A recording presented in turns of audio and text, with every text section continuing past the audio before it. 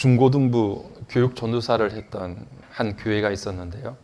그 교회에 한 10명 정도의 아이들이 이렇게 모여서 예배를 드렸던 교회입니다. 상가 교회였기 때문에 아이들이 따로 예배를 드리는 공간이 없었어요. 그래서 상가 그 옥상에다가 군용 텐트 같은 것을 만들어 가지고 거기서 중고등학교 학생들 예배를 같이 드렸었는데, 그 10명 모였던 아이들이 30명, 40명으로 이렇게 늘어나서 그 좁은 천막에서 아이들이 따닥따닥 붙어가지고 예배를 드리느라고, 여름에는 또 얼마나 덥습니까? 텐트가 열을 받으면 안에가 후끈후끈한데요.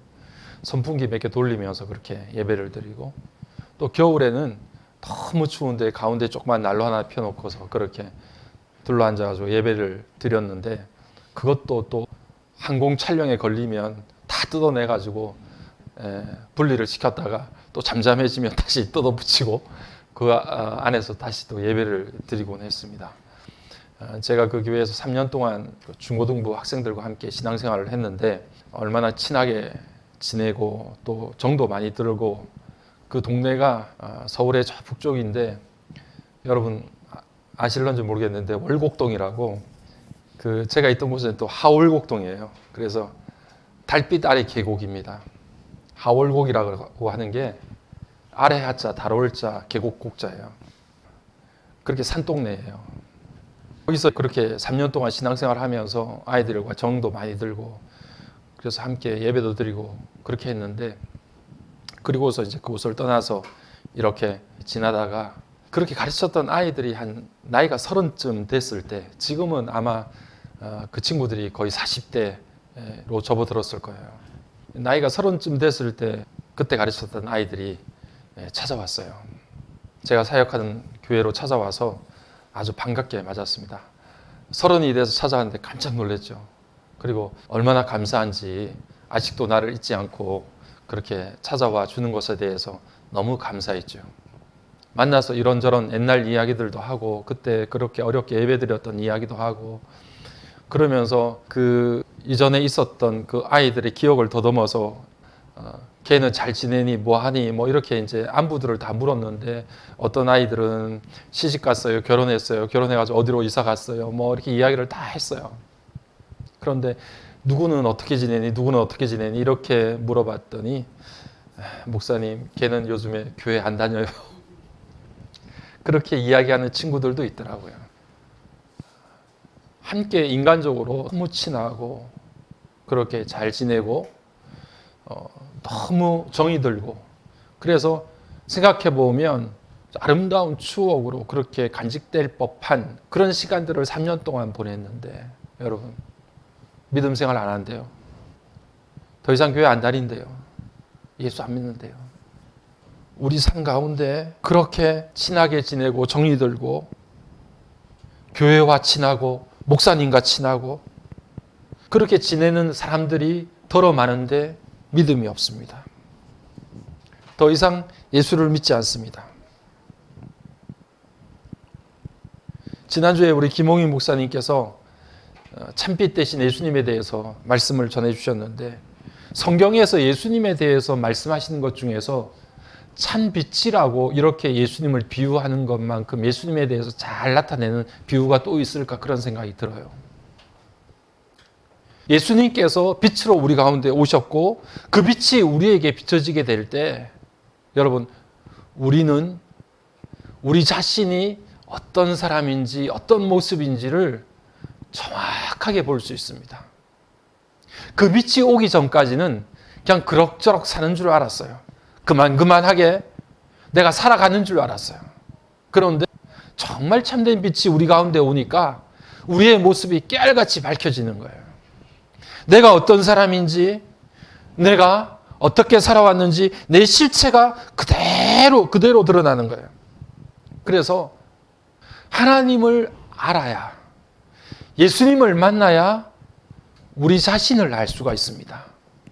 참빛이 와야 내 모습의 실체가, 내 정체가 드러나는 것처럼, 하나님을 알고 예수님을 알아야 내가 누구인지를 알 수 있어요. 그전에는 몰라요.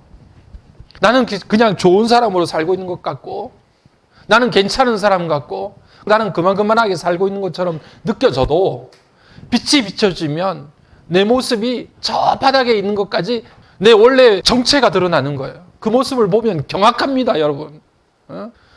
너무나 추잡하고 너무나 부족하고 모자라는 내 모습을 주님이 오실 때라야 그때 비로소 깨달아요. 내가 그런 사람이었구나. 제가 가끔가다 저녁에 시간이 되면 탁구를 치러 가거든요. 제가 이 동네 공항동 마곡동에서는 괜찮게 칩니다. 그래가지고 탁구장에 가면 사람들이 저랑 한번 치고 싶어요. 그러면 한 번씩 쳐드립니다. 어떤 분들은 쳐주려고 해도 아주 부담스러워해서 손사래를 치면서 아예 안 치겠다 하시는 분들도 있어요. 그래서 나도 모르게 어깨에 힘 좀 들 때가 있어요. 근데 여러분, 탁구장의 코치, 그러니까 관장이나 또 선출이 있어요. 선수 출신. 이런 사람을 만나면 상황이 완전히 달라져요. 그 사람들이 저에게 4.5점을 먼저 줘요. 그리고 쳐도 경기 내내 능욕을 당해요. 능욕을 당합니다. 초등학교, 중학교, 고등학교 때 선수 생활을 했던 사람일지라도 완전히 달라요. 동네에서는 막 어깨에 이렇게 힘주면서 의시되더라도 선수 출신을 만나면 상대가 안 되는 거예요. 레벨이 달라요. 급이 다르고. 요즘 말로 하면 넘사벽이에요. 그래서 사람들이 하는 말대로 2번 태어나도 안 된대요. 그 정도 실력을 따라잡으려고 하면 2번 태어나도 안 된대요. 그러니까 오르지 못할 떨한 벽을 만나는 거예요. 어제 저희 카페에 젊은 친구들이 왔는데 이렇게 메뉴를 시키고 결제하려고 카드를 이렇게 내밀었는데 보니까 서울대 카드더라고요. 다시 얼굴이 보여지더라고요.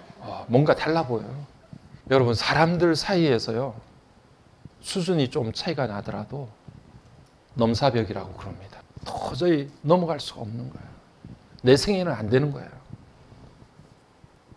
사람들 사이에서 학력이 높거나 기술이 있거나 뭐가 있어도 그렇게 높다란 벽처럼 느껴지는데 비교할 수 없는 예수님께서 우리 가운데 오시면 우리는 얼마나 많은 차이를 느낄 수 있겠습니까? 그 앞에서는 고개를 못 드는 거예요. 사람들 사이에서도 수준이 차이 나면 사람이 달라 보이고 저 사람은 내가 어떻게 할 수 없는 사람이다 이런 생각이 탁 들어가지고 무릎을 꿇게 되는데 세상의 참빛 되시고 우리의 생명 되시고 세상을 창조하신 그 주님께서 우리 가운데 찾아와 주셔서 나를 만나시면 그 앞에서는 어떻게 할 방법이 없는 거예요. 정말로. 베드로도 그렇게 예수님 만났더니 예수님 앞에서 탁 무릎을 꿇었어요. 더 이상 어떻게 할 수 없는 거예요. 안절부절 못해요. 바울이 예수님을 만났는데요. 빛으로 오신 예수님을 만나니까 그 빛이 얼마나 강렬했던지 바울의 눈이 멀어버렸어요. 앞을 볼 수가 없는 거예요. 그 강렬한 빛 앞에서 바울이 눈을 뜰 수가 없는 거예요. 예수님께서 이렇게 우리 가운데 오시면 그 주님 앞에서 우리의 모습이 너무나 분명하게 드러나는 거예요. 내 모습이 어떤 것인지, 내가 가지고 있는 실체가 어떤 것인지를 정확하게 알 수 있는 거예요. 그만한 사람들 앞에서는 막 어깨에 힘주고 내가 이 정도다 이렇게 생각하고 그렇게 하더라도 정말 주인공이 나타나면 비교 대상이 안 되는 사람이 나타나게 되면 그 앞에서 어깨를 움츠리듯이 우리의 삶의 참된 주인공 되시고 참된 진리의 빛 되신 예수님께서 나타나시면 그 앞에서 우리는 어떻게 할 수가 없어요. 그래서 오늘 우리가 읽었던 23절의 말씀에서 모든 사람이 죄를 범하였다고 하고 그리하여서 하나님의 영광에 이르지 못하였다 그렇게 말합니다. 우리의 죄가요, 빛 대신 주님께서 우리 가운데 오시면 정말 아까 말씀드린 것처럼 깨알같이 보이는 거예요. 괜찮게 살았다 이렇게 의시되던 우리의 삶 가운데도 주님이 빛을 싹 비춰주시면 내가 어떻게 그렇게 모자라고 어떻게 그렇게 부족하고 어떻게 그렇게 주님 앞에 안 되는 길만 다녔는지 그게 막 너무 분명하게 확실하게 보이는 거예요. 아직도 내가 어깨에 힘을 주고 괜찮다라고 생각하는 것은 아직 주님을 못 만났기 때문에 그렇고 빛이 우리 가운데 실제로 비춰지지 않았기 때문에 그런 거예요. 근데 모든 사람이 죄를 범했다고 하는데 이 죄가 도대체 뭘까? 여러분 죄에 대해서 생각해 보신 적 있으세요? 도대체 죄가 뭐길래 모든 사람이 죄를 범하였다고 성경이 말씀하고 있을까? 죄라고 생각하면 사람들이 그거 생각합니다. 사람을 죽이는 살인죄, 거짓말하고 사기치고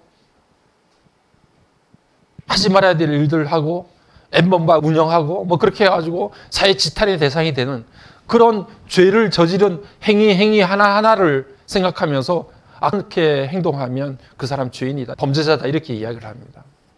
맞아요. 죄를 범하게 되면 그 사람 죄인 맞고요. 그게 죄 맞습니다.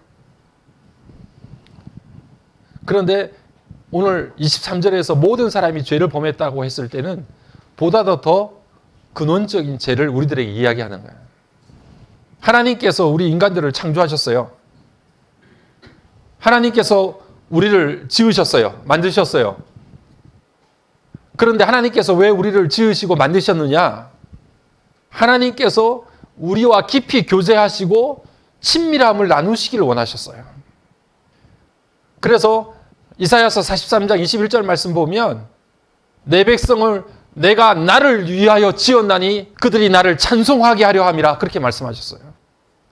하나님께서 우리를 지으신 이유, 하나님의 백성 삼아 주신 이유는 무엇이냐 하면 하나님이 우리와 깊이 교제하고 우리의 찬송을 받으시며 친밀한 교제를 나누시기를 원하셔서 그렇게 만드신 거예요. 그러니까 우리가 이 땅 위에 살아가는 동안에는 하나님께서 우리를 지으시고 만드신 의도와 계획대로 우리 삶을 살아가야 돼요. 그래서 예수 믿는 사람들의 일생의 목적은 무엇이냐 하면 하나님의 영광을 위해 사는 거예요. 고린도전서 6장과 10장 말씀을 보면 너희는 값을 주고 사신바 되었으니 너희 몸으로 하나님 앞에 영광을 돌리라고 그렇게 말씀하셨고 먹든지 마시든지 하나님의 영광을 위해서 하라고 하는 말씀이 가득 차 있어요. 왜냐하면 하나님께서 그것을 위해서 우리를 만드시고 창조하셨기 때문에 그렇습니다. 오늘 저와 여러분은 그냥 이 땅 위에 그저 온 존재가 아니고 그냥 던져진 돌멩이처럼 그런 무의미한 존재들이 아니고 저와 여러분은 무언가 인생의 이야기가 있어요. 하나님께서 우리를 이 땅 위에 보내주신 정말 귀중하고 정말 중요한 이야기들이 우리 삶 가운데 놓여져 있어요. 하나님께서 그런 목적으로 우리를 이 땅 위에 창조하시고 만들어주시고 우리의 생명을 이 땅 가운데 보내주신 거예요. 우리의 인생을 이야기할 때 선물이라고 하는 단어를 빼놓으면 설명이 안 돼요. 우리가 이 땅 가운데 태어났을 때 어느 집에 누군가의 집에 어떻게 태어나겠다라고 하는 것을 스스로 결정한 사람은 아무도 없어요. 태어나고 보니 그 집에 가 있고 태어나고 보니 내가 이런 모습인 거예요. 하나님께서 그저 우리에게 주신 선물이에요. 생명이라고 하는 것도 내가 생명을 가져야 되겠다 내가 결정해서 태어난 사람이 아무도 없어요. 어느 날 보니 내게 생명이 주어져 있는 거죠. 부모가 주어져 있고 내 주변에 소중한 사람들이 존재해 있는 거예요. 우리의 삶을 돌아보고 삶을 이야기할 때 선물이라고 하는 단어를 빼놓고서는 우리 인생에 해결이 안 돼요. 내가 이미 판단해서 계획해서 이루어진 일들이 아니에요. 시작이 그래요. 우리의 인생의 시작이. 주신 거예요. 우리는 그래서 받은 거죠. 그게 우리 인생의 시작이에요. 우리의 인생의 과정도 하나님께서 그렇게 주신 것을 우리가 받아 누리는 것이고 우리의 마지막도 하나님께서 오라고 하시는 날 아버지께로 가는 거예요. 그러니까 여러분 우리의 삶은 선물에서 선물로 끝나요. 우리의 첫 출발과 과정과 결말이 하나님께서 우리를 인도하시고 이끌어 주시는 선물로 다 끝나요. 그러니 우리의 인생의 처음과 중간과 과정과 결말이 하나님 아버지 없이는 어떤 것으로도 설명이 안 되잖아요. 그렇잖아요. 하나님 아버지를 빼놓고서는 우리의 인생의 전 과정을 그 어느 것 하나 제대로 설명해낼 수가 없습니다.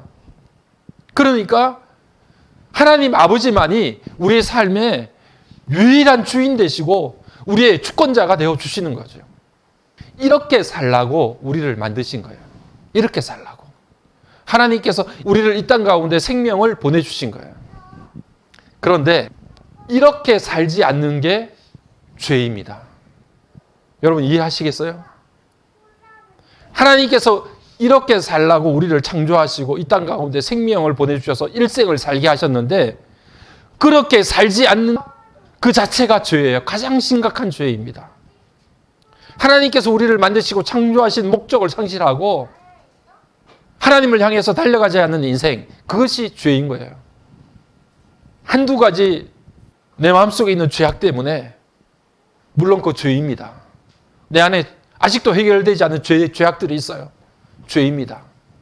그런데 더 근본적인 것은 그렇게 하나님께서 우리를 만드신 의도대로 살지 않고 우리의 삶 자체가 하나님을 떠나서 이렇게 굽어져 있는, 전혀 반대 방향으로 우리의 삶이 이렇게 굽어져 있는 그 상태가 우리가 말하는 죄예요. 그렇기 때문에 하나님께서 오늘 우리들에게 말씀을 통해서 들려주시기를 죄를 범하지 않은 사람이 아무도 없는 거예요. 하나님을 찾지 않아요. 하나님을 자기 삶의 주인으로 모시지 않아요. 그 하나님께서 우리를 만드신 목적대로 살지 않아요. 그 우리의 삶이 온전히 자신의 계획과 자신의 생각, 자신의 탐욕을 채우는 대로 그렇게 기울어져 있어요. 그 구조 자체가 죄악이라고 이야기하는 거예요. 그러니까 조금 전에 제가 말씀드린 것처럼 내가 저 사람보다는 좀 나아요. 나는 저 사람이 짓는 죄 정도는 짓지 않아요. 나는 저런 사람들처럼 그렇게 행동하지는 않았어요. 라고 생각하면서 다른 사람보다 좀 수준이 높은 것처럼 이렇게 의시될 수 있어요. 그런데 어떻습니까? 정말 고수가 나타나서 정말 참된 빛 대신 예수 그리스도가 나타나면 다 없어지는 거예요. 별것 아닌 거예요. 내가 손가락질 하던 그 사람과 내 모습이 별반 다르지 않는 거예요. 모두가 하나님 앞에서 그렇게 범죄자요, 죄악된 모습이라고 하는 것을 고백할 수밖에 없는 거예요. 오늘 그것이 죄입니다. 그런데 그 죄를 우리가 하나님 앞에서 해결받지 못하면 참된 구원의 삶을 살 수가 없어요. 그래서 하나님과 우리 사이에 넘지 못할 벽이 생기게 됩니다. 우리는 멸망할 수밖에 없고 그 죄에 대한 대가를 치를 수밖에 없는데 그것은 죽음이에요. 그래서 하나님께서 우리와 하나님 사이에 예수 그리스도를 보내주신 거예요. 예수 그리스도가 이 땅에 오신 이유는 단 한 가지입니다. 우리의 죄 문제를 해결하기 위해서요. 안 그러면 다 죽으니까.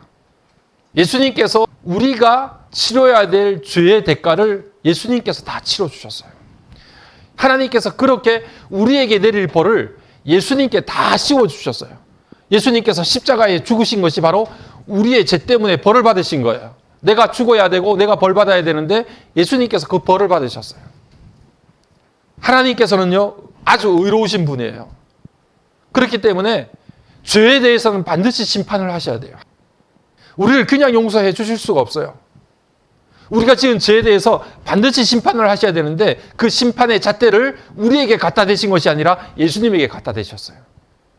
그래서 예수님께서 우리가 받아야 될 형벌을 다 받으심으로 인해서 우리의 죄가 없어지게 된 거예요.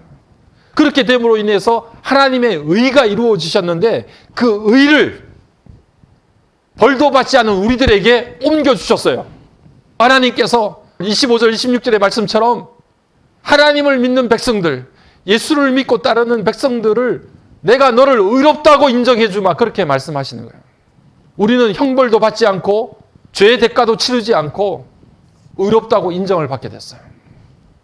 여러분, 예수 그리스도께서 나 대신에 받아야 될 형벌과 벌을, 죄의 대가를 받으셔서 내가 그것을 믿음으로 인해서 하나님의 의로움이 나에게 옮겨져서 내가 하나님의 백성 되어지고 구원의 백성 되어진다는 사실을 여러분 마음속으로 믿고 확신하시기를 간절히 소망합니다. 그렇게 우리가 의롭게 된 거예요. 그런데 이게 교회를 오래 다니신 분들은 너무나 많이 들었던 내용이거든요. 이 사실을 우리가 처음 예수를 믿을 때 받아들이는데요. 문제는 뭐냐 하면 우리가 신앙생활을 하면서 이 사실이 점점 희미해져요. 무슨 말씀이냐 하면 머리로는 이 사실을 분명히 인식하고 내가 예수님 때문에 하나님께서 나를 의롭다고 인정해 주셨기 때문에 내가 구원받는 백성이지, 내가 스스로 뭘 잘해서 의롭다고 구원받은 백성으로 그렇게 하나님께서 인정해 주신 게 아니야 라고 분명히 인식하고 알고 있어요. 그런데 우리가 예수님을 믿기 시작하면 거룩해지려고 노력해요. 말씀대로 순종하고 헌신하려고 막 애를 씁니다. 그런데 여러분, 말씀대로 헌신하려고 하고 애쓰고 노력하고 하는데 여러분 뜻대로 잘 되던가요? 믿음이 내가 생각하는 것만큼 막 쑥쑥 자라고 성장하던가요? 어느 순간인가 좌절하고 넘어져요. 야, 내가 예수 헛믿었나 보다. 예수 그렇게 믿는다고 수십 년 동안 믿음 생활하고 신앙생활 했는데 아직도 죄에서 벗어나지 못했어. 아직도 못난 모습이 그대로 내 안에 고스란히 남아있어. 이게 정말 예수 믿는 거야? 많은 그런 생각들이 들면서 갑자기 영적인 침체가 와요. 신앙의 기복이 막 심해져요. 롤러코스터를 탄 것처럼 마구 떨어져요. 우리가 하나님 앞에 조금 더 헌신해서 내가 어떤 행동을 해서 그것 때문에 내가 의롭게 되는 거 아니에요. 부족하고 연약하고 약하지만 하나님께서 내가 너 내 백성 삼아 줄게. 너 내 백성이야. 내 자녀야. 너 구원의 백성이다. 그렇게 그냥 인정해 주신 거예요. 그게 은혜예요. 선물이에요. 그리고 이 땅 가운데 가장 귀중한 선물이신 예수 그리스도를 보내주셔서 너 대신에 예수님이 대신 고통을 당할 거야. 네가 치러야 될 벌을 다 받으실 거야. 라고 가장 귀한 선물을 보내주셔서 우리가 구원을 받게 된 거예요. 그런데 목사도 그렇고요. 다른 사람도 그렇고 복음의 말씀을 설교 가운데 얼마나 많은 말을 하겠어요. 예수 말고는 복음의 제목이 없어요. 그런데 곰곰이 돌아보면 그 복음을 나한테는 안 전해요. 여러분, 오늘 그 복음을 내 자신에게 전해야 돼요. 여러분 자신에게 그 복음을 들려주세요. 다른 사람에게 야 예수님 믿어봐 이런 이야기 하는 게 아니라요. 나를 향해서 복음이 외쳐져야 되고 내게 복음을 들려줘야 돼요. 너 괜찮아. 그렇게 넘어지고 쓰러져. 너 그것 때문에 하나님이 너를 버리지 않아. 그것 때문에 하나님께서 너를 죄인이라고 정죄하지 않아. 너는 이미 예수 그리스도께서 십자가 위에 달려 돌아가심으로 인해서 너희 죄를 모두 다 깨끗이 씻어주셨어. 너는 하나님의 백성이야.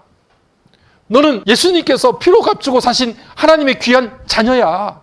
그걸 잊지 마. 여러분, 거룩해지는 것도 중요하고요. 많은 헌신을 하는 것도 중요하고 순종하는 것도 중요한데 하나님께서 우리를 의롭게 여겨주셔서 하나님의 백성 삼아주셨다라고 하는 그 사건이 언제나 우리들 삶 가운데 신앙생활 가운데 제일 먼저 기억되어져야 돼요. 때로는 왜 이렇게 내가 부족하지 연약하지 좌절할 때도 있잖아요. 그럼에도 불구하고 여러분은 의로우신 하나님의 백성들이에요. 하나님께서 여러분을 그렇게 세워주셨어요. 하나님께서 여러분에게 베풀어 주신 그 은혜는 떠나지 않아요. 우리와 늘 함께 있어요. 하나님의 백성으로 하나님께서 창조하시고 하나님께서 만들어 주신 대로 살아가고 하나님과 원만한 관계가 이루어져 있다고 하면 그는 하나님의 백성인 것이고, 하나님과의 관계가 단절돼서 하나님께 속하지 않으면 그게 죄인 거예요. 여러분, 관계가 회복되는 겁니다. 관계의 문제예요. 내가 한두 가지 죄를 지어서 그것 때문에 죄인이 되는 게 아니고 내 삶 자체가, 내 인생 자체가 하나님과의 관계가 정확하게 바르게 설정되지 않고 하나님께 속한 사람이 되지 않으면 그게 죄인 거예요. 비록 내가 모자라고 부족하고 연약하고 내가 넘어지고 쓰러진 일들이 있어서 그것들이 나한테 아픔으로 남아있다 할지라도 내가 여전히 하나님의 백성이고 하나님께 속해져 있고 하나님이 나와 함께 계시다는 사실을 여러분 마음속에 확신하고 믿고 있다고 하면 나는 늘 하나님 앞에 의로운 하나님의 백성들입니다. 그것이 복음이에요.